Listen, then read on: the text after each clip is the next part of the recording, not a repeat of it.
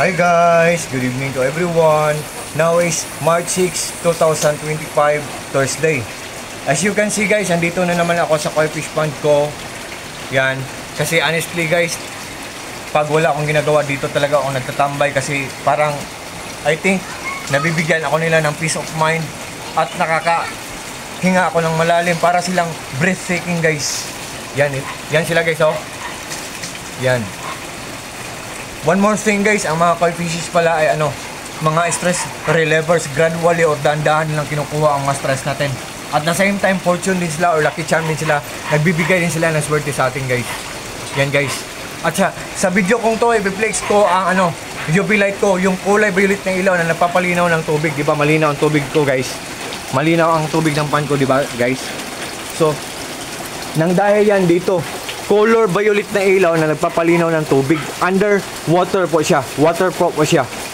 For just only 229 at for just only 221 pesos. For just only in low price guys. Ang ganda ng quality, tapos underwater pa siya, waterproof pa siya, tapos pinefresh pa niya ang water pabalik at saka pinapatay pa niya ang mga bakterya, tapos nililinaw pa niya ang tubig pabalik. The moment of truth guys ha, look at guys. Pagbili ko niyan, ang nakalagay sa box 5 watts. So, the moment of truth guys ha, tingnan natin kung totoo ba ang 5 watts.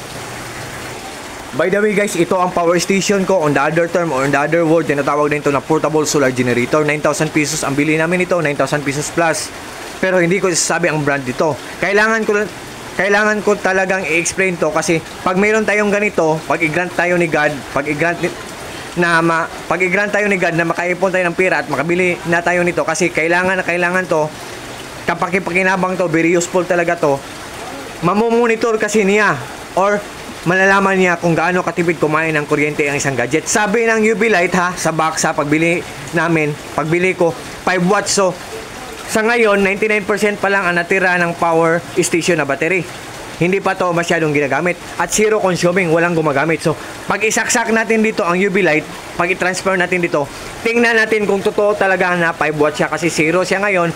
Pag ang nakatatak mamaya, pag isaksak natin dito, kung ang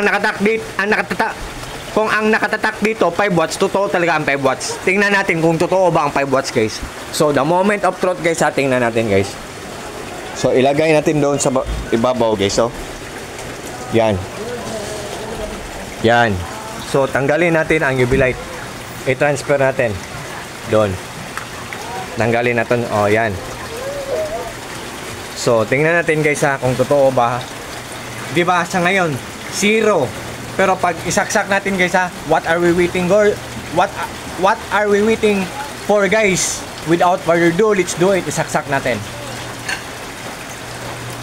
Yan. So, sabi ng box guys, sa UV light na to, 5 watts daw siya. So, kanina, zero to kanina. So, malalaman kasi natin, mamumonitor kasi natin ng kung gaano katipid kumain ng kuryente kung meron tayong power station. Kung meron tayong ganito, pero 9,000 pesos plus ang bili namin ito. 9,000 pesos. So, pag i-grant tayo ni God na makabili tayo nito, malalaman talaga natin kung gaano katipid kumain ng kuryente ang isang gadget. So, sabi ng box ha, 5 watts, pero guys, hindi lang siya 5 watts guys ha, 4 watts lang siya. So, ang UV light na nandyan sa link ko, ang UV light na nasa yellow basket ko, guys, ang tipid ng kuryente, tapos maganda pa ang quality, tapos mura lang, for just only 221 pesos. For just only in low price guys. Tapos ito pa, on, off, on, off. May pa siya, switch pa siya. Ayan guys, yan siya. So, look at guys ha. Wait. Zero pala kasi naka-off.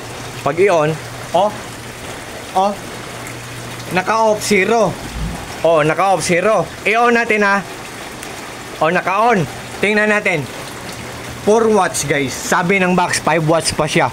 Pero ang tipid talaga ng kuryente niya, ang ganda pa ng quality, tapos mura lang, affordable lang at hindi kamahalan. Hindi totoo ang 5 watts pa guys. 4 watts pa siya guys 3 watts pa, 4 watts. mamumonitor talaga ng isang power station ang isang gadget kung matipid ba siyang kumain ng kuryente. Oh, on. 4 watts. Off, off. Off. 0 watts. 0 watts kasi naka-off. On, on, on. Oh. Oh, 4 watts. So, 3 watts, 4 watts. Okay. So, wait guys ha. So, what you see guys is what you get, nothing more, nothing less. Walang labis, walang kulang. Believe me or not guys, sa maniwala kayo or sa hindi, totoo talaga ang mga sinasabi ko guys. And one more thing guys ha, ano guys, proven and tested na yan guys ha.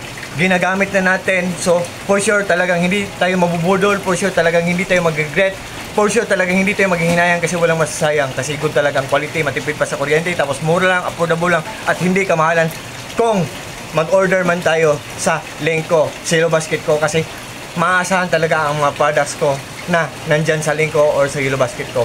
So, to cut the long story short guys, just trust me, just click my link or just click my Yellow Basket and just try, subukan nyo lang. Yan. And this is my koi fish pond guys, oh. Yan. At ito ang mga koi fishes din natin dito guys. Dito talaga ako nagtatambay guys. Kasi ano, sa part ng bahay namin, ang hangin dito, in at saka in or out, in or out, in or out, or labas, pasok, ang hangin dito. Ang lamig dito guys.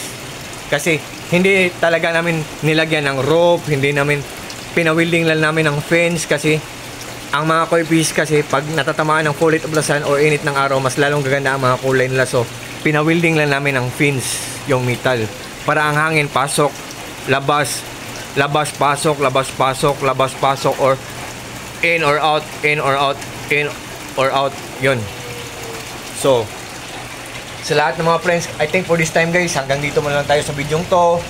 Sa lahat ng mga friends ko dyan, sa lahat ng mga followers ko dyan, sa lahat ng mga supporters ko dyan, sa mga kakogloves ko, Koi Lovers Philippines, sa lahat ng mga taong walang sawang nag-watch sa mga short videos na pinopost ko, sa lahat ng mga taong palagi lang nag-join sa live ko, at especially na sa mga taong palagi lang nag-order sa mga products ko sa Yellow Basket ko or sa mga products ko sa links ko.